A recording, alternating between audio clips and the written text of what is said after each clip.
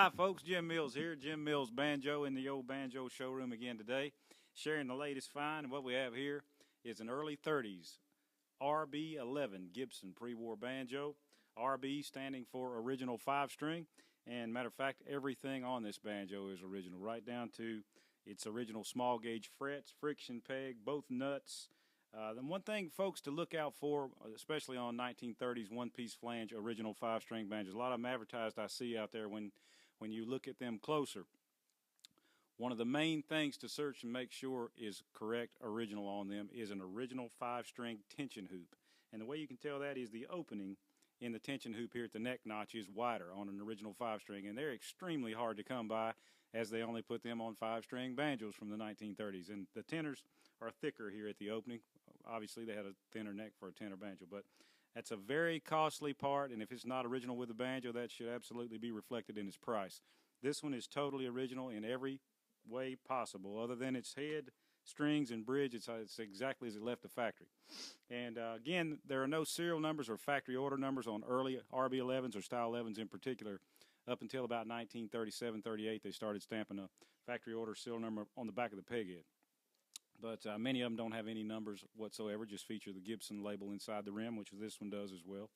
And the Style 11s, also for those of you who don't know, were not stained like many of the banjos that came later on.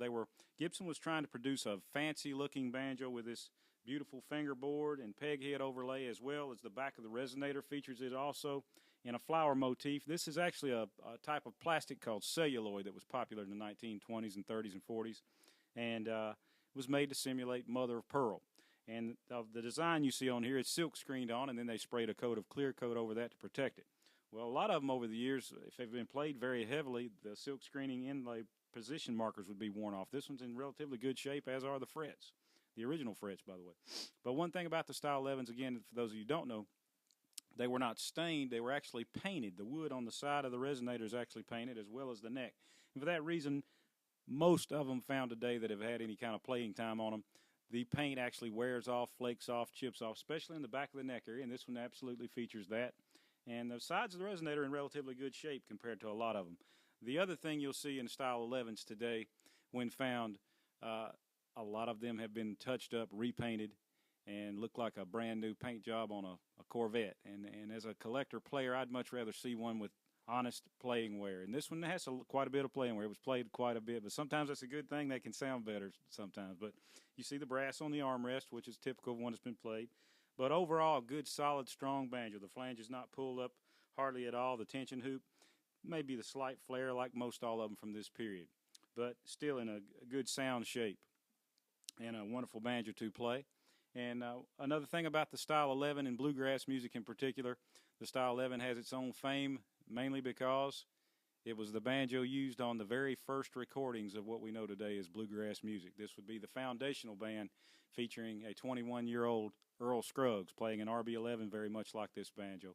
And September the 16th, 1946, they went to Columbia Studios and recorded, again, what we know as the first bluegrass music. That band consisted of Bill Monroe on mandolin, Lester Flatt on guitar, Earl Scruggs on a RB-11 Gibson banjo, a gentleman called Chubby Wise on the fiddle, and another gentleman playing upright bass named Howard Watts, and that is the seminal foundational band of bluegrass music as we know it today. And we owe a lot to Mr. Earl Scruggs. Again, 5-string banjos during this period were not popular at all, and they made very few of them. From production totals, we think they made approximately 140 of these banjos in original 5-string like this one. And if you account for all that period of years passing by, and fires and floods and wars and tornadoes and earthquakes and just butchery from so-called luthiers working on them all these years, you can absolutely account, I would think, 10-15% of those are gone. And then the other thing you face with what we call sub-mastertones, let me clarify that. A lot of folks in the banjo circles today call any 1930s banjo basically with a one-piece flange design that did not feature a heavy cast tone ring from the factory like this banjo, a sub-mastertone. The mastertone started with the Style 3, so anything below that was considered a sub-mastertone.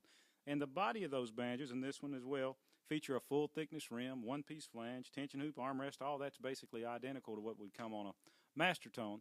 but they featured this banjo and all the sub Mastertones featured a 1/4-inch roll brass tone hoop that sat directly on top of the wood rim.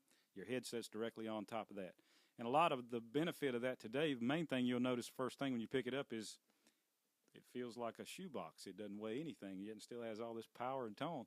And a lot of folks are starting to figure this out. I've always knew they were great for 30 years, and I read a lot of stuff on forums and things of that nature where people are coming around and say, hey, man, I haven't heard anything sounds any better than that. You know, it's just got that growl, that pre-war Gibson tone. And I said, well, a lot of that has to do with the wood rim and resonator in these banjos. A big cast tone ring is a wonderful thing and can be the icing on the cake, but in my opinion and a lot of other people's, that inherent pre-war Gibson tone that we're all searching for is already in these banjos without a big, heavy cast tone ring. So a lot of folks are coming around to how great they are. But again, I was saying about the RB-11s in particular. A lot of them I see today they left the factory as original 5-strings, but they've been cut down and had tone rings put in them, and they're no longer fully factory original. This one is all original, unmolested, untouched. Again, like I say, right down to the original frets and friction peg, and it is available here. So if you have any interest in anything like this, don't hesitate to give me a call. All my information is at the bottom of the page. And again, they're super banjos in my opinion and a lot of other people's. And hope you enjoyed. I'll play a little more on the way out.